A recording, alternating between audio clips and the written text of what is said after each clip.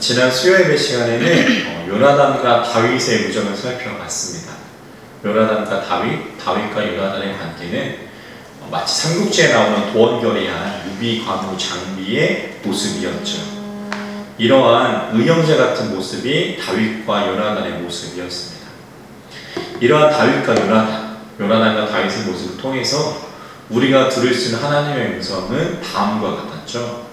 다윗과 요나단이 서로에게 하나님 허락하신 만남의 복이 되었던 것처럼 우리도 우리를 만나는 누군가에게 먼저 만남의 복을 전할 수 있는 사람이 되어야 한다. 바로 그것이 지난주 말씀을 통해서 우리가 들을 수 있는 하나님의 음성이었습니다. 내가 누군가를 만나서 그 사람을 통해서 나에게 유익이 있다는 것도 좋겠지만 성숙한 그리스도인이라면 거기서 한 번 더 나아가서요, 그 만남의 복이, 그 만남의 축복이 나를 통해서 흘러갈 수 있도록 해야 함을 지난주 말씀 다윗과 요나단은 우리에게 이야기합니다.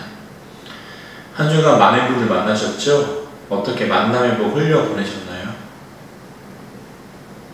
소망하기는 저 여러분들의 삶에서 만나는 모든 분들이 저 여러분들을 통하여서 만남의 복을 경험할 수 있기를 주님의 이름으로 간절히 축원합니다. 오늘 말씀은 이제 다윗과 요나단 우정 다음에 나오는 말씀이에요. 오늘 본문은 어떠한 내용을 담고 있는지 한번 살펴보도록 할 텐데요. 우리 오늘 본문이었던 18장 6절 위에 소제목 있죠? 우리 소제목 한번 읽어볼까요? 있습니다. 사울이 불쾌하여 다윗을 주목하다. 네. 그렇다면 왜 사울이 불쾌해졌고 왜 다윗을 주목하게 되었는지 말씀을 통해 살펴보도록 하겠습니다. 오늘 본문이었죠. 사무엘상 18장 6절의 말씀 우리 한 목소리로 읽도록 하겠습니다. 무리가 돌아올 때 곧 다윗이 블레셋 사람을 죽이고 돌아올 때에 여인들이 이스라엘 모든 성읍에서 나와서 노래하며 춤추며 소고와 경채를 가지고 왕 사울을 환영하는데, 예. 다윗이 블레셋 사람, 그러니까 골리앗을 없애고 이제 블레셋과의 전쟁에서 승리해서 돌아오는데 어떠한 일이 벌어져요? 그들을 맞이하는 여인들이 모든 성읍에서 나와서 노래하고 춤추고 소고와 경채를 가지고 그 전쟁에 나갔던 사람들을 환영하는 일이 일어납니다. 개선식을 하는 거죠. 그런데 이 여인들은요, 6절의 말씀 보면은 사울을 환영했다라고 말합니다. 왜 그럼 이 여인들은 직접적으로 싸우지도 않은 사울을 환영한 걸까요? 왜 그럴까요? 군대 갔다 온 분들은 다들 잘 아실 줄 믿습니다. 블레셋과의 전투에서 다윗이 혁혁한 공을 세웠다 할지라도 이 전쟁의 결과는 결국 누구의 승리죠? 바로 최고 군수권자라고 할 수 있는 사울의 승리였습니다. 다윗이 그 전쟁에 지대한 영향을 미쳤을지라도 그 전쟁은 표면적으로 사울을 중심으로 한 전쟁이기 때문이에요. 다윗이 보여주었던 그 모습을 통해서 골리앗은 쓰러졌지만 그 모습은 무공 훈장을 받을 수 있는 모습이 될 수도 있겠지만 전쟁 자체의 주인공은 다윗이 아니라 사울이었던 거죠. 그래서 그 여인들은 블레셋과의 전쟁에서 결정적인 역할을 한 다윗이 아니라 최고 군수권자였던 표면적으로는 사울을 환영하고 있는 겁니다. 그런데 여기서 끝나면 좋았을 뻔했는데 그 여인들이 다음과 같이 이야기하는 거예요. 본문 7절 말씀 7절 말씀 있습니다. 여인들이 뛰놀며 노래하여 이르되 사울이 죽인 자는 천천히요 다윗은 만만이로다 한지라. 아멘. 실제로 여인들이 뭐라고 노래해요? 사울이 죽인 자는, 다윗이 죽인 자는, 그러니까 앞선 6절의 말씀처럼 모두들 이번 전쟁의 승리는 표면적으로는 사울의 승리였다라고 사울을 칭송했지만 진짜 사람들의 마음속에 있는 건 뭐예요? 방금 7절에 있는 말씀처럼 다윗이 결정적인 역할을 하였음을 그렇게 노래로 표현하고 있는 겁니다. 그 속마음이 사울이 군수권자였기 때문에 사울을 칭송하고 노래하긴 하였지만 그 속마음에는 사울보다 다윗이 더 많은 일을 하였음을 그 노랫가락 안에 숨겨놨던 거죠. 말씀 준비하면서 이런 생각 들었습니다. 이 사람들 참 눈치가 없구나. 사울이나 다윗 둘 다 있는 데서 그런 노래를 부르면 어떡하나. 난 사울만 이야기하고 말지. 왜 같이 있는 다윗 민망하게 다윗을 더 높여 이야기하는가. 이런 생각이 들었습니다. 그런데 이들이 이렇게 한 이유는요, 그만큼 이번 전쟁의 승리는 누구 때문인 것 같아요? 다윗 때문인 것 같은 겁니다. 하나님이 이끄시는 다윗이 없었다면 결코 승리할 수 없는 전쟁이었음을 그들은 숨길 수가 없었던 거죠. 그런데 이 7절의 노래를 들은 사울은 어떻게 반응하면 볼까요? 한번 8절 말씀 있습니다. 사울이 그 말에 불쾌하여 심히 노여워 이르되 다윗에게는 만마를 돌리고 내게는 천천만 돌리니 그가 더 얻을 것이 나라 말고 무엇이냐 하고. 아멘. 사울이 마음이 좀 상했습니다. 그거를 7절 말씀, 8절 말씀이 우리에게 이야기하는 거죠. 사울의 마음이 불쾌하여 심히 노하였다라고 말씀을 증언합니다. 그 불쾌하여로 번역된 히브리어 단어가 차라흐라는 단어예요. 그리고 그 단어가 갖고 있는 숨겨진 뜻이 뭐냐? 뭘까요? 불을 붙이다라는 뜻이 있어요. 불을 붙이다. 그러니까 7절에 사울은 천천히요 다윗은 만만이다라는 말이 사울의 마음에 다윗을 향한 미움에 불을 붙인 겁니다. 또 심히 노하여로 번역된 히브리어 단어는 메로드와 라하라는 단어인데요. 이 단어들이 가지고 있는 뜻은 풍부하게 충분한, 메로드는 이런 뜻을 갖고 있고요. 라는 나쁜이라는 뜻을 갖고 있습니다. 그러니까 심히 노하여라는 뜻을 가진 히브리어 단어를 종합하면요, 사울의 그 마음에 나쁜 마음이 가득 들어찼다라는 뜻이 됩니다. 그러니까 다윗은 천천히고 자신은 천천히고 다윗은 만만이라는 소리를 들은 사울에게 다윗을 향한 미움의 불이 붙었던 거고요.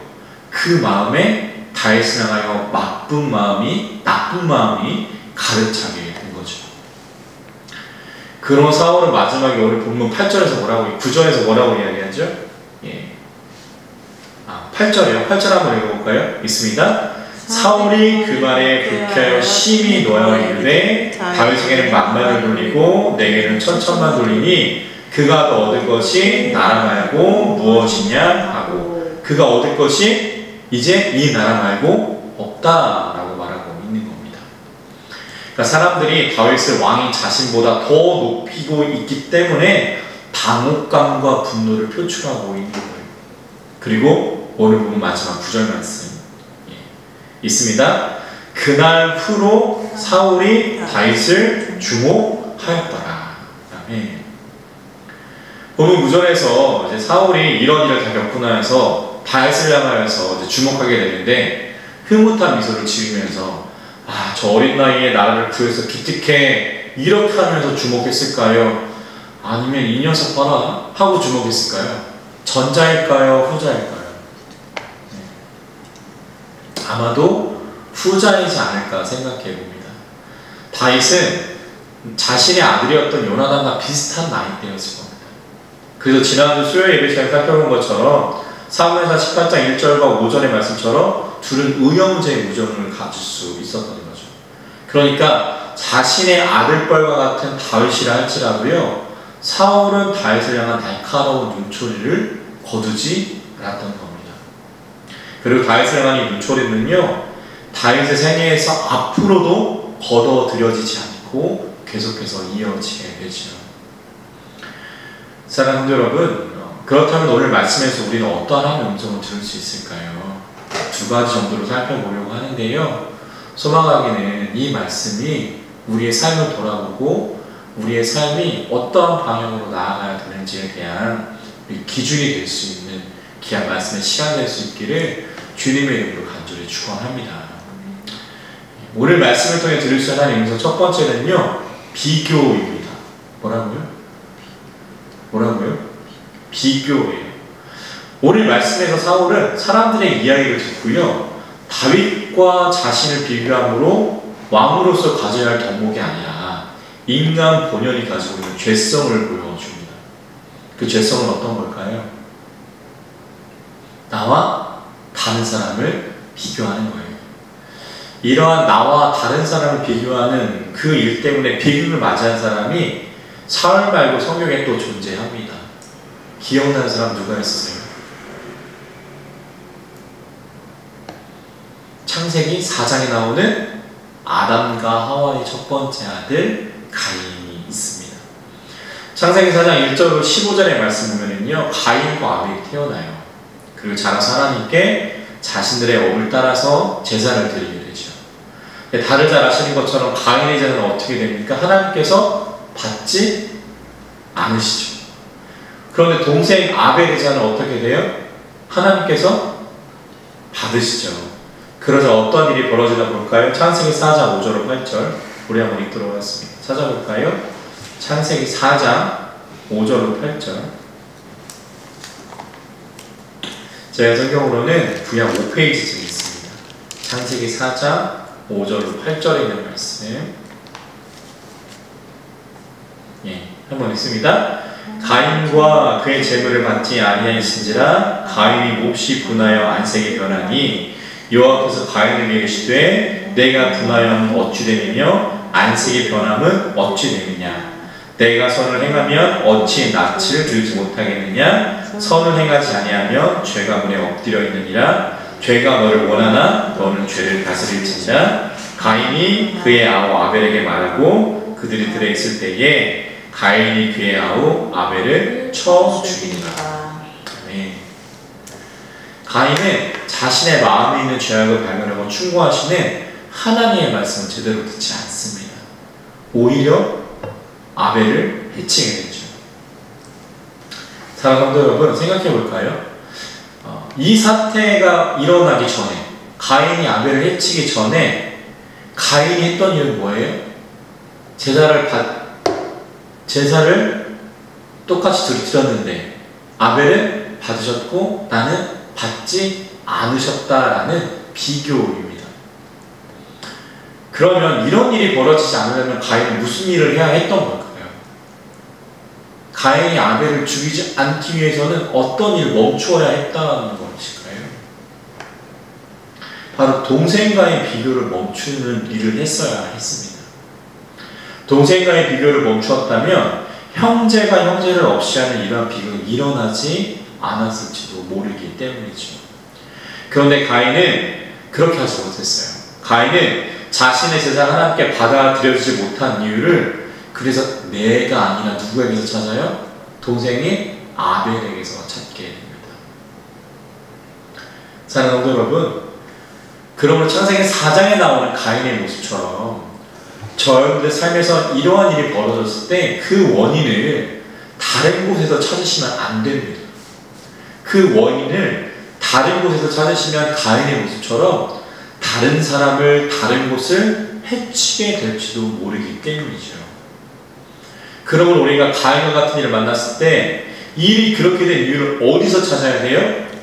다른 사람, 내 옆에 있는 사람이 아니라 방금 말씀드렸던 것처럼 내 자신에게서 찾아야 되는 거예요. 가인이 아벨과의 비교를 멈추고 자신의 제사를 하나님께서 받지 않으신 이유를 아벨이 아니라 내 모습에서 찾고 이런 모습 때문에 하나님 내 제사를 받지 않으셨구나, 다시 한번 제사를 잘 드려보자, 이렇게 했다면요 창세기 4장의 비극이 일어나지 않았을 수도 있습니다. 그런데 계속 말씀드리는 것처럼 가인은 그러지 못했고요, 아벨과 자신을 비교한 그 모습을 통해서 가인은 최초의 출생자이지만 최초의 살인자가 되어버립니다. 사랑하는 성도 여러분, 비교에 대해서 제가 여러 번 말씀드렸죠. 비교로 이행시 해보겠습니다. 문 한번 띄워주시죠. 비참해지거나 교만해지거나 뭐 하면요? 비교하면요. 다시 한번 비참해지거나 교만해지고 내가 다른 사람을 비교하면 말입니다. 그 다음에 가인처럼 오늘 본문 말씀에 나오는 사울처럼 나와 다른 사람을 비교하지 않으시는 방법은 뭘까요? 그래서 자신의 삶을 파멸을 몰아넣지 않는 방법은 무엇일까요? 그 방법이 오늘 성경 말씀에서 말씀하시는 하나님의 두 번째 음성입니다. 바로 그리스도인으로서 하나님의 자녀의 자존감을 갖는 것입니다. 무엇을 가져야 한다고요? 하나님의 자녀의 자존감을 가져야 합니다. 현재 감리교 목사가 되기 위해서는 두 가지 방법이 있습니다. 첫 번째는 담임 전도사를 하는 거고요. 두 번째는 수련목 전도사를 하는 겁니다. 저는 후자였고요. 경기도 이천에서 한 4년 정도 수련 목회자로 그렇게 있었습니다. 수련 목회자 시험을 통과하면 시험을 통과한 사람들을 모아서 2주 동안 세미나를 합니다.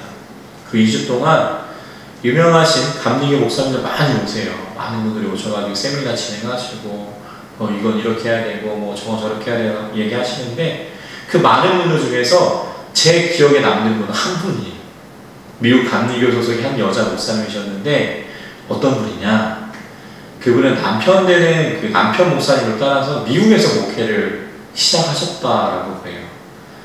그래서 자신도 이제 미국 따라서 남편 따라 미국 가셔서 신학교 나오셔가지고 미국에서 목사 안수를 받으셨다고 합니다. 우리나라는 이제 감리교가 청빙제인데 미국 감리교는 아직도 파송제이기 때문에 미국 감리교 소속의 목사들은요, 감독이 지정한 교회로 가서 목회를 감당해야 됩니다.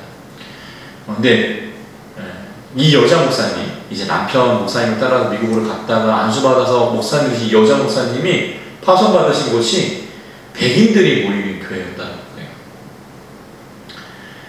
그런 그분에게 미국도 낯설고 영어가 굉장히 어려웠다고 그러세요. 그래서 우리나라로 치면은 이분에게 대신방 기간이 다가왔답니다. 그래서 하루에 몇 가정을 이렇게 신방해야 되는 일이 이제 생겼던 거죠. 근데 문제는 다음과 같습니다. 그분이 이렇게 생각하셨대요. 하루에 이제 몇 가정을 똑같이 방문해야 되니까 나 혼자 가는 거니까 영어가 아주 서투르기 때문에 신방 설교 하나만 잘 준비해서 매번 가는 집마다 똑같은 본문이지만 잘 전달하자. 영어를 잘 못하셨기 때문에 그렇게 설교 하나를 잘 준비해서 그렇게 대신방에 임하셨다고 합니다. 그런데 대신방 날, 그 당일날이 되자 평소에 같이 동행하지 않았던 우리나라로 치면 속장님 같은 분이 교회에 오셨대요. 이제 우리나라 사람도 아닌데 외국인 이제 목사님 오셔서 신방하신다고 하니까 이제 도와주시려고. 근데 문제는 뭐예요? 준비한 설교는 하나인데 가야 할 집은 여러 곳이고 내 옆에는 누가 있어요? 나를 도와주겠다고 온 백인 그 여성분이 계신 겁니다. 그분의 말씀이, 그 여자 목사님의 말씀이 어쩔 수 없이 가는 곳마다 똑같은 설교를 했대요. 그 일이 있은 후에 같이 동행한 그 성도님께 너무너무 창피해가지고 스스로 난 목사가 아니야 이렇게 생각할 수밖에 없었다라고 하시더라고요. 그런데 회복할 수 없는 그 모습으로 살아가던 그때에 그 한 캠프에 참석하셨답니다. 그 캠프에서 이제 혼자만의 시간을 갖는 시간이 있었는데 이제 혼자 이제 떨어져가지고 이제 혼자 호수를 바라보고 있는데 그렇게 마음을 상처로 안고 있는 그 여자 목사님께 하나님이 이렇게 이야기하시는 것 같았대요. 누구누구 목사야, 세상은 내가 하는 일, 세상은 내가 지금 하는 일로 너를 평가하지만 나는 내 존재 자체를 귀하게 여긴단다. 어떤 일을 하지 않아도 어떤 일을 해도 너는 나의 귀한 자녀야. 하나님이 그 목사님 안에 그렇게 말씀을 하시는 것 같았답니다. 펑펑 우시면서 그 순간 그 목사님 깨달으셨대요. 이것이 바로 하나님을 믿는 사람의 자존감이구나. 세상은 내가 하는 일, 내가 하는 말, 내가 어떻게 행동하는지 비교하고 평가하지만 하나님은 그러시지 않으시는구나. 하나님은 내 존재만으로도 나를 사랑하시고 귀하게 여기시는구나. 이 내용이 깨달아지면서 다시 한번 목회에 전념하실 수 있었다. 그 이야기를 들었던 적이 있습니다. 사랑하는 성도 여러분, 하나님은요, 비록 부족한 나의 모습일지라도 세상과는 다르게 나라는 존재 자체를 하나님의 기쁨으로 여기시는 분입니다. 세상에서 말하는 것처럼 다른 사람의 비교를 통해서 너는 이것이 부족해 저것이 부족해 말씀하시는 분이 아니라 하나님 내가 한 일로 나를 사랑할까 말까 결정하시는 분이 아니라 나의 존재만으로도 언제나 사랑하신다라고 말씀해 주시는 분이라는 거죠.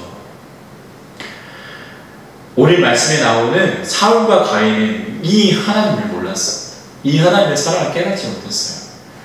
그래서 하나님 안에 그리스도인이 가져야 할 그 하나님의 나를 사랑하신 것만으로도 만족할 수 있는 자존감이 없었던 거죠. 그래서 세상의 모습처럼 사람들의 인정을 갈구했고요. 사람들의 말에 휘둘렸습니다. 하나님이 주시는 자존감이 없었기에 무슨 일이 벌어졌을 때 그 원인을 나에게서 찾는 것이 아니라 다른 사람과의 비교를 통해서 그 원인을 찾으려고 했고요. 그 해결 방법은 자신의 삶을 갉아먹는 일이 되어버립니다. 사랑하는 여러분, 소망하기는 다른 사람들과의 비교를 통해서 내 옆에 누군가를 통해서 내 자신을 비교함으로 비참해지거나 교만해지지 않으시기를 주님의 이름으로 간절히 축원합니다. 비교가 아니라 우리의 존재만으로도 기뻐하시는 그 하나님을 찾으시고 발견하시는 저와 성도님들 되실 수 있기를 간절히 소망합니다. 그리스도의 삶의 참 의미와 행복은 그러므로 비교가 아니라 하나님이 주시는 자존감으로부터 오는 것임을, 언제나 나를 있는 그대로 사랑하신 하나님이 계심을 우리는 기억해야 할 줄 믿습니다. 그러할 때 우리는 다른 사람을 해치거나 다른 사람에게 무례하게 대하지 않을 수 있어요. 왜냐하면 저 사람도 누구예요? 나와 똑같이 하나님의 사랑을 받는 사람이기 때문입니다. 오늘 말씀을 정리해 보겠습니다. 오늘 말씀에서 사울은요, 자신과 다윗을 향한 사람들의 그 말에 흔들렸죠. 그래서 다윗과 나를 비교하기 시작합니다. 이것이 사울의 삶에서 비극의 시작이었어요.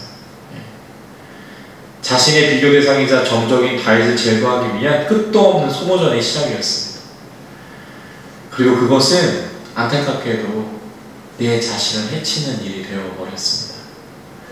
사랑하는 성도 여러분, 그러므로 다른 사람과 나를 비교해서는 안 됩니다. 비교하시려면요, 어제 나와 오늘의 나를 비교하세요. 다른 사람과 비교하지 마시고요. 더 나아가 그렇게 부족한 내 모습이라 할지라도 내 존재 자체가 하나님께 기쁨이라는 사실을 잊지 않으시길 소망합니다. 그러므로 그리스도의 삶은 비교가 아니라 하나님 안에 나를 사랑하시는 하나님이 계심을 깨닫고 하나님 안에 자존감을 가짐으로 완성되어집니다.